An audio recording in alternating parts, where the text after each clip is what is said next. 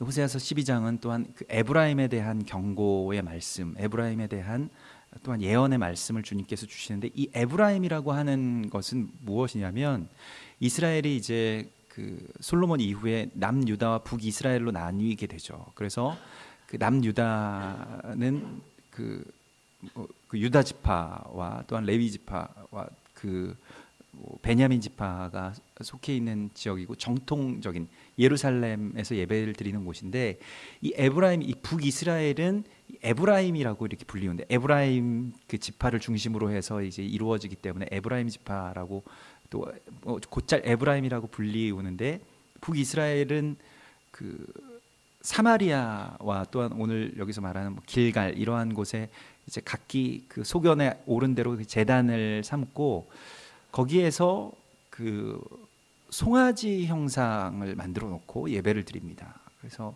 이 송아지가 여호와 하나님이다 이렇게 말하는, 예전에 그 광야에서 있었던 일들이 똑같이 재현되는데, 그런데 그 예루살렘에 갈 필요가 없고 여기에서 이제 그 송아지 신상에 그 예배하면 된다라는 그러한 그 뭐 또한 그 예배의 변질 같은 것들이 이루어지고, 그곳이 이제 사마리아고 또한 그곳이 길갈인 것이죠. 또한 종종 성경에서는 에브라임과 유다 이 두 그 지파의 이름을 드시면서 에브라임과 유다의 두 그 지파가 결국 무엇을 상징하냐면 지금의 이스라엘과 또한 이방의 교회, 온 열방을 상징한다고 그렇게 표현되어 있습니다. 그래서 훗날에 이 에브라임과 유다의 가지를 하나로 만드실 것이라고 하는 그 예언의 말씀이 또한 오늘날에 뭐 우리가 소망하고 있는 또한 한 세 사람의 예언이기도 하죠. 그런데 오늘 이제 에브라임에 대하여서 우리 가운데 주시는 이 경고의 말씀은 오늘날의 교회에게 주시는 말씀이고, 또한 오늘날 우리 성도들에게 주시는 하나님의 그 말씀인 것으로 우리가 이것을 받아야 합니다. 에브라임은 우리의 모습이죠. 그런데 오늘 에브라임에게 그 주님께서 하시는 이 호세아 선지자를 통해서 말씀하시는 것은 무엇이냐면, 에브라임은 바다를 먹으며 동풍을 따라가서 종일토록 거짓과 포악을 더하며 아스로와 계약을 맺고 기름을 애굽에 보내도다. 그래서 에브라임의 타협에 대한 그 경고, 또한 타협에 대한 돌이킴을 주님께서 말씀하고 있습니다. 바람을 먹고 동풍을 따른다라고 하는 것은 무엇이냐면, 이 바람을 먹는다, 동풍을 따른다, 이러한 것은 뭐 그 예언적인 상징이지만은 결국에는 이 시대와 또한 상황의 조류에 따라서 흘러간다라고 하는 것입니다. 거기에 이제 타협한다는 것이죠. 우리가 상황의 노예가 되어서 또한 그 주변의 어떤 시대가 그냥 흘러가는 대로, 그냥 사람들이 하는 대로, 또 시대가 그렇게 요구하는 대로, 또 주변의 상황이 그렇게 그 상황에 따라서 내가 맞추면서 그냥 살아가는 것인데, 성경은 이렇게 시대와 조류의 바람에 따라서 흘러가는 사람들을 악인이라고 부릅니다. 그러니까 하나님께서는 죄인은 언제든지 용서해 주실 수 있고, 죄는 언제나 하나님께서 그 죄를 덮으시고 다스리시고 또한 새롭게 변화시키실 수 있지만은, 악인은 하나님께서 미워하십니다. 왜 이 시대와 조류와 상황에 타협하는 자가 악인이냐면, 이 악인은 자기를 섬기는 자가 악인이에요. 그래서 시편 1편 4절에 보면, 악인은 그렇지 아니하며 오직 바람에 나는 겨와 같도다라고 말하고 있죠. 그러니까 우리가 생각하는 악인의 개념과 하나님이 생각하시는 악인의 개념은 굉장히 다릅니다. 우리는 뭐 죄를 많이 지으면 악한 사람이라고 생각하지만은 그렇지 않고, 하나님이 보시기에 다 악하죠. 다 죄인이죠. 선한 사람이 없습니다. 하나님 보시기에는. 그러나 악인은 어떠한 사람이냐면 진리의 기준이 없는 사람입니다. 그러니까 자기 자신이 잘 사는 것이 목적이에요. 그러니까 기준점이 항상 자신입니다. 자아예요. 그래서 자기의 상황과 형편에 따라서 그냥 하나님도 믿지만은, 그러나 뭐 수송아지도 믿고, 또 그저 하나님의 말씀이나 하나님의 뜻이 아니라 그냥 상황을 이렇게 보면서 힘센 사람, 또 아니면 뭔가 내가 타협해야 되는 대상과 아주 쉽게 그냥 타협을 해버리는 것입니다. 근데 왜 우리가 타협을 하게 되냐면, 결국에는 절대 진리의 기준이 없기 때문입니다. 뿌리가 없기 때문에 마치 그 시편에서 말하는 바람에 나는 겨와 같이 바람이 불면 그대로 그냥 휩쓸려 가는 것이죠. 그래서 말씀의 어떤 기준, 그 뿌리가 없이 그냥 내 자신이 기준이고 내가 살아가는 것이 목적이라면 결국 상황과 환경의 지배를 받게 됩니다. 이게 아수르와 타협하고 애굽에 조공을 바치는 지금 에브라임의 모습인 것입니다. 그래서 아수르가 좀 강력해지는 것 같으니까, 그리고 아수르와 이렇게 그 어떤 상호 그 조약을 맺고, 또한 애굽의 힘을 빌어서 뭐 바벨론의 침략을 막고 뭐 하는 그러니까 뭔가 주변의 어떤 것들을 이용하고 또 주변에 휩싸여서 가는 것이 바로 이 현실 숭응적인 에브라임인데, 에브라임은 결국 없어지죠. 그 북이스라엘은 완전히 다 사라지게 되고, 그것이 물론 뭐 하나님의 깊은 섭리 가운데 있는 일입니다만은, 그래서 그 흩어진 10지파, 그러니까 이스라엘의 10지파는 지금 남아있지 않습니다. 현실에 순응하면서 살아가는 것이 사실은 평범한 어떤 그리스도인들의 모습인데요. 그냥 뭐 가정의 평화를 위해서 제사를 드리고, 부모님들이 뭐 아버지가 그 집안의 어떤 힘을 가지고 있고, 그리고 뭐 제사 지내지 않으면 가족들이 다 싫어하니까 그냥 제사 지내고, 뭐 하나님 안 믿는 건 아니지만 뭐 하루 정도는 그냥 빠지고 그래서 제사 드리러 가고, 또 뭐 회사에서는 회식의 분위기를 위해서 뭐 술도 한 잔씩 하고, 뭐 그냥 사람들이 적당히 그냥 다른 사람들 다 하는 대로 그냥 그렇게 살아가고, 그래도 또 마음으로는, 영으로는 예수를 믿습니다. 뭐 주일날 교회를 안 다니는 것은 아니고 뭐 한 번씩 가서 예배 드리고 하는 평범한 어떤 크리스천들의 모습이죠. 살기 위해서 뭐 어쩔 수 없지 않은가. 그래서 뭐 제사에 대해서 가끔 이 제단 가운데서 선포하면 꼭 그 걸리시는 분들이 있어요. 참 목사님 좋은 말씀인데 우리 집에서 너무 어려운 이야기입니다. 우리 집의 현실과는 진짜 맞지 않는다고. 우리도 어쩔 수 없지 않느냐. 그러나 그것과 이제 타협을 하기 시작하면 걷잡을 수 없이 무너지는 것이죠. 결국 에브라임이 그렇게 하는 것처럼 그냥 숫송아지가 하나님이다 이렇게 섬기게 되는 것입니다. 결국 그게 무엇이냐면, 내가 살아가는 어떤 이유가, 내가 하나님 믿는 이유가 그냥 내가 잘 살기 위한 것이면 현실과 곧바로 타협하게 됩니다. 그것은 사실은 예수 믿는 것과는 좀 동떨어진 것입니다. 우상 숭배와 거의 유사한 것인데요. 말하자면 유사 종교 행위를 우리가 하고 있는, 유사하게 하나님을 믿지만은 그러나 실은 그 본질적인 어떤 그 중심으로 돌아가면 하나님이 중심에 있지 않고 내가 자아가 중심에 있는 것이에요. 그래서 그냥 나를 위해서 하나님도 믿고, 또한 주변의 상황에 그저 순응하면서 내가 어떻게든 잘 사는 것을 위해서 그렇게 살아간다는 것입니다. 그래서 결국에는 악인이라고 하는 것은 오늘 에브라임과 같이 죄를 많이 지은 사람이라기보다는 말씀에 무지하고, 그래서 하나님의 뜻이 가리워진 사람이 바로 악인입니다. 그래서 그렇게 눈이 가리워지게 되면 뭐만 보이냐면 자기 자신만 보이는 거예요. 그리고 결국에는 자기 기만 가운데 살아가게 됩니다. 그래서 지금 에브라임은 하나님이 정말로 에브라임을 막 심판하시고 기뻐하지 않으시는 것을 몰라요.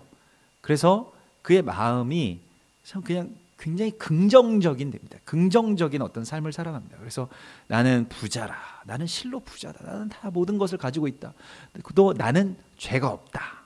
내가 사람들을 이렇게 다 보는데 내가 살아가는 것 중에서 내가 이렇게 부자가 된 것 가운데서, 이런 삶 가운데서 내가 별로 그렇게 죄를 짓고 산 것 같지 않다. 그냥 자기가 그렇게 생각하면서 살아간다는 것입니다. 그리고 오늘 그 7절과 8절에 보면 손에 거짓 저울을 가진 상인과 같이 속이기를 좋아한다라고 이야기하는데, 결국에는 누구를 속이냐면 자기 자신을 속입니다. 자기 기만이죠. 그래서 예수님께서 말씀하셨던 것처럼 자기 눈에 있는 들보를 보지 못하게 됩니다.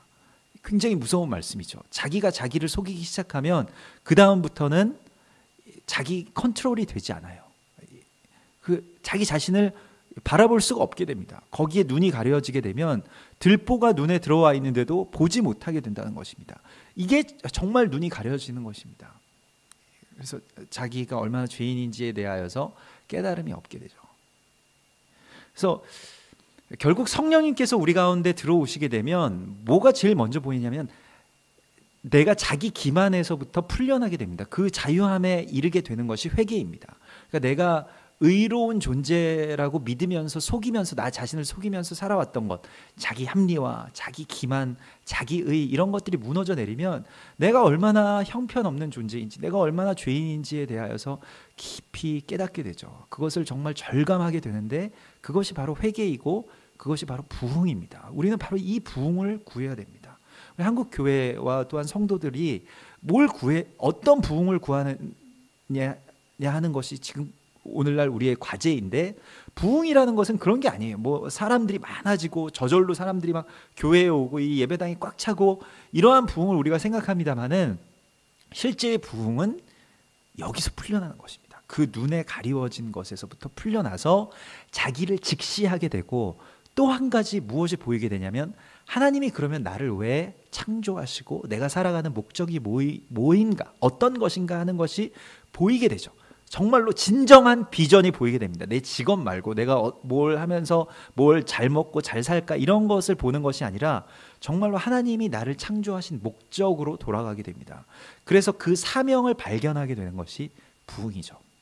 부흥이라고 하는 것을 우리가 정말로 주님께 구해야 되는 것이고, 성령께서 우리 가운데 오셔서 행하시고 싶어 하시는 첫 번째 일인데, 다른 부흥만 구하고 있으니까요. 그냥 부자 되는 것, 뭐 살찌는 것, 이런 것을 구해서는 안 되는 것입니다. 그래서 결국 이 이중잣대가 되면 에브라임과 같이 나는 굉장히 의로운데 주변이 지금 다 썩었다, 주변이 다 잘못됐고, 그래서 언제나 나는 어쩔 수가 없었고 상황이 잘 받쳐주질 않았다, 주변 사람들이 나를 받쳐주지 못했다, 내가 교회를 잘못 만났다, 목사님을 잘못 만났다, 시대를 잘못 만났다, 뭐 정치인들을 잘못 만났다, 뭐 이러한 것들 때문에 내 삶이 어쩔 수 없었다, 이렇게 우리가 그저 생각한다는 것이죠. 예. 그게 어디에서부터 나오느냐면 타협에서부터 나온다는 것입니다. 그래서 오늘 우리 가운데 이 호세아 12장에서 하나님께서는 어떤 한 인물을 보기를 원하시는데 그 인물의 이름이 바로 야곱입니다. 야곱을 보라고 말씀하시는 것은, 성경을 볼 때 오르지 못할 것과 같은 사람들이 있는가 하면 좀 만만한 사람들이 있죠. 야곱이 좀 그런 사람입니다. 뭔가 이렇게 흠도 있는 것 같고 약점도 있어 보이고 또 죄도 좀 저지르고 실수도 하는 그런 인물이죠. 그래서 우리가 참 나의 모습과 많이 닮아 있구나 이렇게 생각되는 인물 중에 하나가 바로 야곱인데, 그 야곱은 왜 그러냐면 오늘 이 본문 가운데서도 발 뒤꿈치를 잡은 사람이라고 그렇게 나와 있지 않습니까? 이게 그냥 우리들의 모습이죠. 남의 뒤를 쫓는 사람. 그래서 사실은 내가 뭘 좋아하는지도 사실 몰라요. 그런데 남들이 그냥 좋다고 하니까 그게 좋은 건 줄 알고 쫓아가는 사람이 바로 우리의 모습이죠. 그러니까 그 다른 사람들의 발 뒤꿈치, 다른 사람들이 가지고 있고 먼저 가고 그거 좋다고 이야기하기 때문에, 실은 내가 뭐 좋아하는 것, 딱히 좋아하는 것도 아니지만 사람들이 좋아하니까, 우리 사람들이 부러워할 것 같은 것을 추구하면서 살아가는 모습이 바로 우리의 모습입니다. 남들이 가니까 가는 거죠.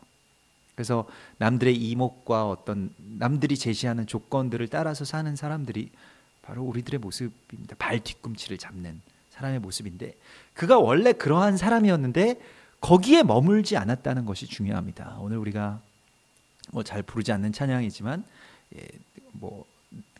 정말로 우리 찬양한 것처럼 내 안에 나로 내 안에 머물게 하지 마소서라고 하는 그 기도를 우리가 해야 되는데, 야곱이 꼭 그랬어요. 야곱은 그냥 자기로서의 자기 자신 안에 발 뒤꿈치를 머무는 자로서만 살지 않았습니다. 그가 이름이 바뀌죠. 야곱이 이스라엘이 되죠. 그래서 이건 놀라운 일인데요. 남의 발 뒤꿈치를 잡던 사람이 내가 뭘 원하는지도 모르고 그냥 남들 뒤나 쫓으면서 살아가고 그저 시기하고 내가 갖지 못한 것에 대해서 늘 불만이 많고, 그리고 거기에 대한 그냥 말하자면 욕망으로 살아가는 우리들의 모습인데, 그런데 그 사람이 이스라엘이라는 사람으로 변화되게 되는 이야기를 오늘 우리 가운데 보여주시죠. 그래서 그는 약복강에서 하나님과 겨루어서 이겼다라고 오늘 성경이 말씀하고 있죠. 그래서 천사와 겨루어 이기고 오늘 4절에 보면 또한 울며 그에게 간구하였으며 이렇게 나와 있는데요. 예. 야곱이 이스라엘 되는 이야기가 바로 우리의 이야기가 되어야 합니다. 이것은 약복강의 이야기를 우리 잘 아실 것입니다. 이제 강을 건너가지 않을 수도 없고 정말 외 길인데 가족들 다 먼저 건너가고 혼자서 하나님과 남아서 하나님과 이제 직면하게 되고 자기 자신과 직면하게 되죠. 내가 얼마나 형편없는 사람인지 가족들 먼저 다 앞세우고 그저 그곳에 남아서 건너가지 못하는 그 두려움에 떠는 그런 존재로서의 자기 자신을 만나게 되고 거기에서 야곱이 밤새도록 하나님과 겨루어서 씨름을 하게 되죠. 근데 보십시오. 우리가 흔히 야곱의 이름이 이스라엘로 바뀌었을 때 하나님께서 이는 하나님과 겨루어 이기었음이니라고 그렇게 말씀하셨던 것을 우리가 알고 야곱이 그러면 약복강에서 하나님과 겨루어서 이겼구나라고 생각하지만은 실제로 성경을 보면 야곱은 졌죠. 야곱이 어떻게 하나님을 이길 수가 있겠습니까? 환도뼈가 부러졌다라고 하는 뼈가 완전히 다 나가고 절룩절룩거리면서 더 이상 씨름을 하지 못할 때까지 그렇게 그냥 야곱이 패배한 것인데 그런데 하나님은 야곱이 이겼다라고 말씀하십니다. 실제로는 졌는데 이름은 하나님과 겨루어 이겼다라는 이름을 받아요. 그게 바로 이스라엘이라는 이름입니다. 근데 하나님을 어떻게 이길 수가 있겠습니까? 우리가 생각할 때 하나님 전지전능하신 하나님을 우리가 어떻게 이길까요? 그런데 오늘 본문에서도 천사와 겨루 하나님의 사자와 겨루어서 이겼다라고 말씀하시는데 오늘 본문에 그 답이 있습니다. 하나님을 이기는 방법이 있죠. 울며 그에게 간구하였으며 이것이 하나님과 겨루어서 이기는 방법입니다. 울며 간구하였다는 것이에요. 울며 하나님께 간구했다는 것입니다. 이렇게 되면 역설적으로 하나님께 지게 되는데 그게 또한 이기게 되는 것이죠. 이게 바로 기도이고 또한 이게 바로 겟세마네에서 예수 그리스도께서 보여주신 그 길입니다. 내 뜻대로 마옵시고 아버지의 뜻대로 하옵소서. 이것은 실제로는 나의 뼈가 위골되는 것과 같은 나의 고집과 또한 나의 뜻이 패하여지는 것과 같은 일이지만 실제로는 엄청난 승리이죠. 이미 승리가 거기에서 주어진 것입니다. 그러므로 하나님을 이긴다라고 하는 것은 하나님의 뜻대로 되는 것. 그러니까 나의 뜻이 패하여지고 울며 주님 앞에 간구하고 나의 뼈가 부러지는 것과 같은 그러한 역사가 일어나는 것인데 결국 우리가 하나님을 이길 수 있는 유일한 존재인데 그것은 무엇이냐면 하나님의 사랑을 받을 수 있다는 것입니다. 하나님이 우리를 이기셔야 우리가 이길 수 있겠죠. 그런데 우리가 그렇게 되려면 우리가 하나님을 이기려면 울며 간구하는데 그것이 이제 하나님의 사랑을 받는 존재가 되기 때문에 하나님을 이길 수 있는 것입니다. 우리 이 말씀 가운데서 우리는 흔히 그러한 속담 떠올리죠. 자식 이기는 부모 없다고. 그래서 부모가 자식을 이길 수 없는 이유는 사랑하기 때문에 못 이기는 거죠. 내가 더 많이 사랑하기 때문에. 자식이 나를 사랑하는 것보다 부모가 자식을 더 많이 사랑하기 때문에 이길 수가 없는 것이죠. 하나님도 마찬가지였습니다.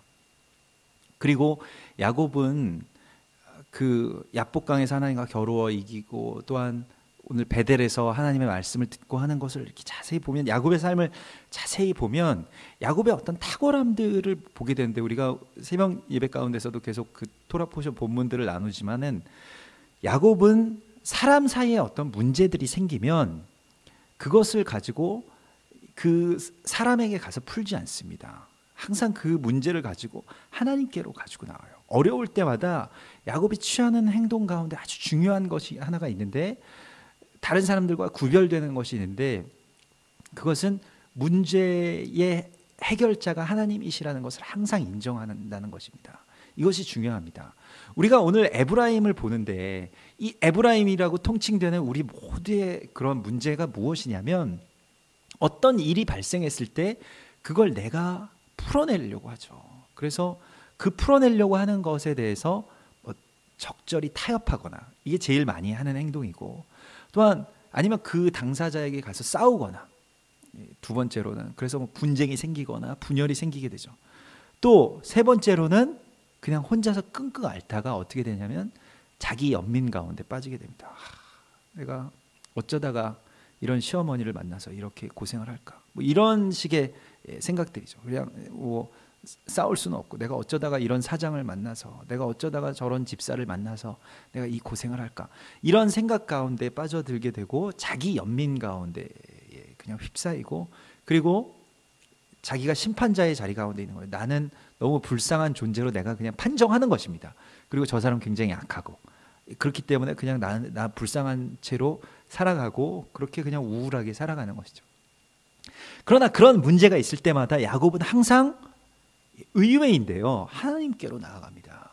뭐 그 오늘 아침에 본문에서도 우리가 보았습니다만, 라반이 참 그 야곱보다 한 수 위죠. 그래서 야곱을 속여 먹는, 그 야곱은 또 그 에서와 이삭을 속이고 왔지만은 라반에게 더 고수에게 그 고수에게 속임을 당하고, 뭐 딸들도 바꿔치기 하고 임금도 뭐 체불되고, 뭐 그런 일들이 계속 일어나는데, 그런데 그런 문제가 생길 때 라반에게 가서 따지거나 뭐 이러한 것보다 먼저 취하는 행동은 무엇이냐면 하나님께 가서 묻습니다. 여기에 무슨 뜻이 있냐고 하나님께 묻죠. 그리고 오늘 야복강가에서 그 형 에서가 앞에 있는데, 뭐 에서에게 가서 단판을 짓기 전에 하나님께서 응답을 하셔야만 건너갈 수 있다는 것을 야곱이 알죠. 마찬가지로 예수님께서도 겟세마네에서 하나님의 응답을 받기 전까지는 나의 뜻이 폐하여지고 하나님의 뜻이 완전하게 성취될 것이라는 것에 대한 확증이 있기 전까지는 십자가의 그 길로 나가실 수 없으셨습니다.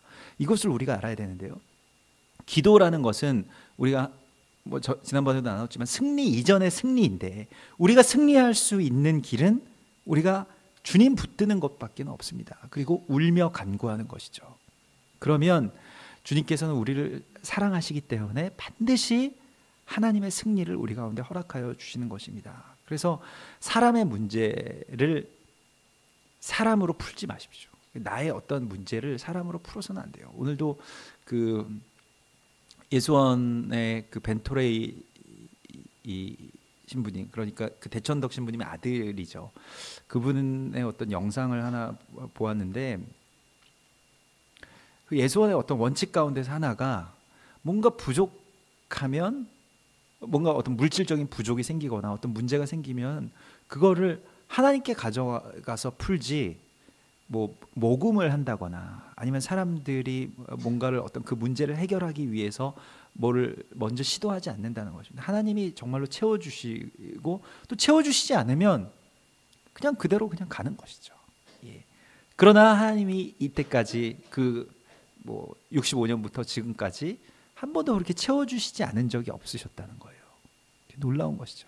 그래서 예수원이 바로 그러한 영적인 실험실이라고, 그 결과가 데이터가 벌써 나와 있는데 뭘 우리가 더 거기에 대해서 의심을 할 필요가 있느냐, 그런 것이죠. 그래서 뭐 그 우리가 생각할 때에 우리의 어떤 부족함, 또 문제, 이러한 것을 하나님께 아뢰을 수 있는 권리를 너무 작은 것으로 폄하해서는 안 됩니다. 그리고 내가 먼저 막 뭔가 해결하고 아수르와 계약을 맺고 또 애굽의 조공을 바치면서 뭔가 세상적인 보험을 들어놓고, 그리고 하나님이 여기에 대해서 도와주십시오, 우리 보통 그렇게 하잖아요.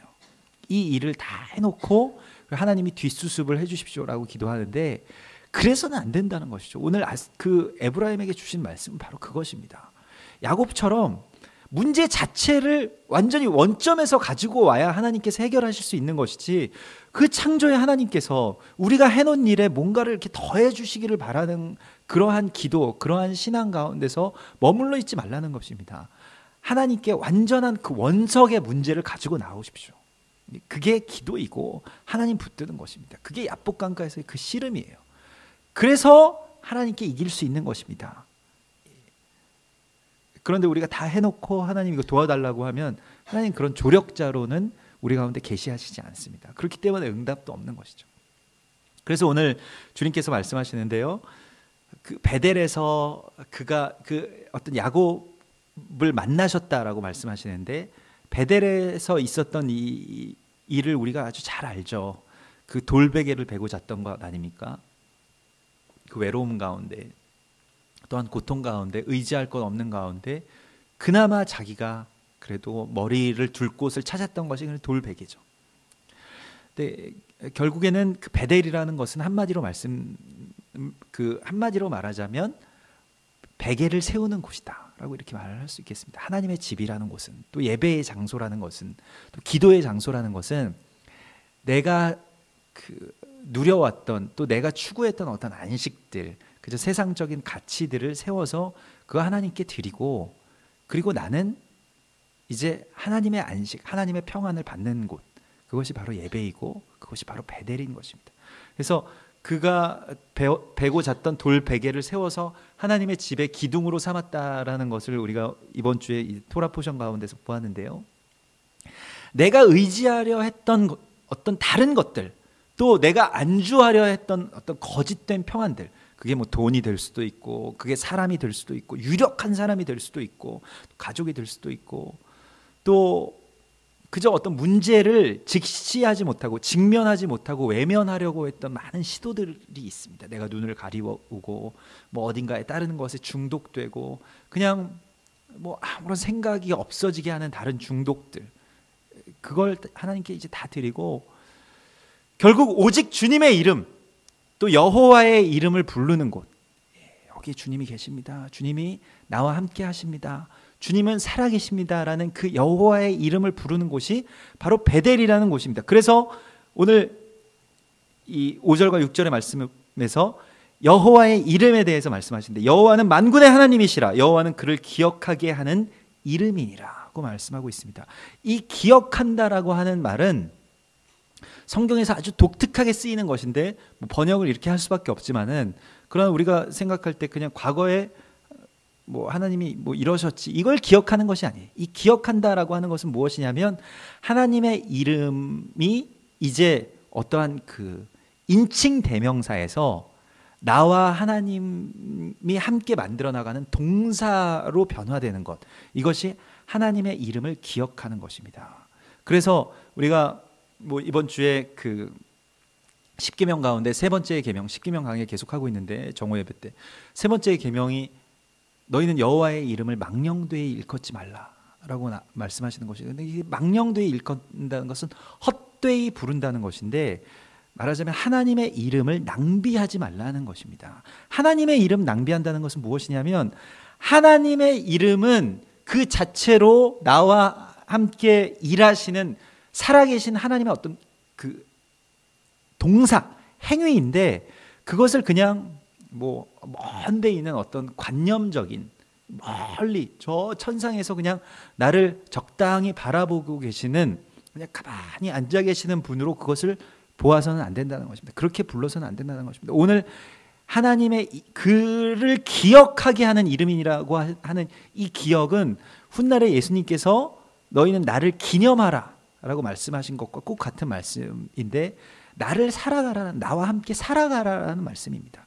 이거 지금 하나님의 이름은 나와 하나님과의 그 삶의 어떤 관계 안에서, 또한 사건 안에서 내게 얻어지는 열매와도 같은 것이에요. 여호와 이레의 하나님, 여호와 샬롬의 하나님, 여호와 니시의 하나님, 여호와 라파의 하나님, 다 우리가 그 하나님의 이름들을 볼 때에 그것은 그냥 주어지는 것이 아닙니다. 거저 주어지는 것이 아니라 내 삶의 어떠한 사연과 함께 이게 일어나는 것이에요. 그러니까 어떤 사건이 하나님의 이름이 불러지고, 또한 하나님의 이름대로 그렇게 하나님께서 일하시는 그 열매가 될 때, 이게 하나님을 기억하는 것이 된다는 것입니다.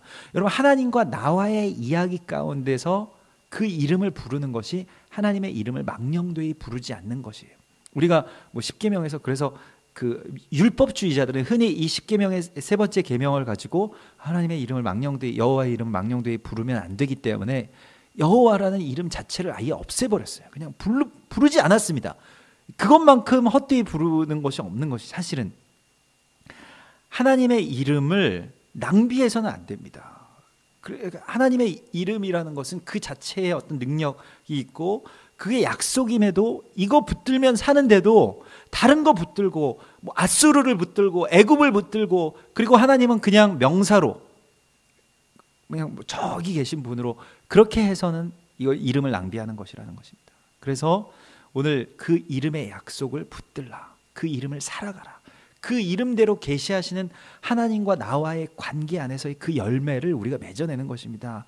우리가 뭐 그 추수감사 주일이고 그 주간 가운데 지금 있는데 이게 그러한 감사의 열매가 하나님께 정말 고백되고 그렇게 드려지는 게 정말 참된 감사가 그들 가운데 있었을 때 뭐 추수감사 주일을 우리가 그렇게 역사를 돌이켜 보면 정말 이주민들이 배를 타고 그냥 뭐 알지 못하는 나라에 와서 그냥 맨 땅에서 농사를 지으면서 뭐 겨울을 지내면서 아이들 막 죽고 정말 농사 어떻게 지어야 될지 또 그 어떻게 살아가야 될지 모르는 그 상황 가운데서 그래도 한 해가 지나면서 열매가 맺혀지게 되고 그 열매를 가지고 하나님 앞에 나왔을 때 그게 너무너무 감사한 거예요. 그리고 지난 일들이 다 스쳐 지나가는데 결국 하나님이 오르십니다 라고 그렇게 고백한 것이 추수감사주일입니다. 그냥 우리 어디서 뭐 과일들이 많은데 그거 갖다가 하나님께 놓고 이거 참 감사합니다 이런 게 아니죠. 정말 어려운 상황 가운데서 정말 육체나 마음이나 모든 상황이나 뭐 가족들이나 환경이나 다 최악의 상황을 그래도 넘겨내고 하나님과 나와의 그 관계 안에서 그 이름을 붙든 것, 그것이 바로 추수감사주일의 의미입니다. 그러므로 오늘 주님께서 우리 가운데 말씀하시는 것은 바로 그 이름을 붙드는 삶을 살아가라는 것입니다. 야곱은 그 이름을 붙들 수 있었어요. 여러분들에게는 하나님의 이름을 동사로 붙들 수 있는 이야기가 있습니까? 그 이야기를 우리가 오늘 살아나가는 것입니다. 그렇기 때문에 우리에게 고난이 있고 또 고통이 있고 또 눈물이 있는 것이죠. 그러나 그 이름 끝에 결국 우리는 정말로 그 감사의 열매, 그 하나님은 정말 이런 이름이십니다. 나와 함께 하셨습니다. 아빠라고 내가 하나님을 부르짖을 수 있습니다 라고 그렇게 고백하는 그러한 거룩한 승리를 우리 가운데 주시겠다고 오늘 약속하시는 것입니다. 그러므로 우리의 이름을 부르시는 하나님께 우리도 주의 이름을 부르는 그러한 하나님과 나와의 거룩한 이야기들을 만들어 나가는 그러한 주님의 사람들이 되시기를 주의 이름으로 축원합니다.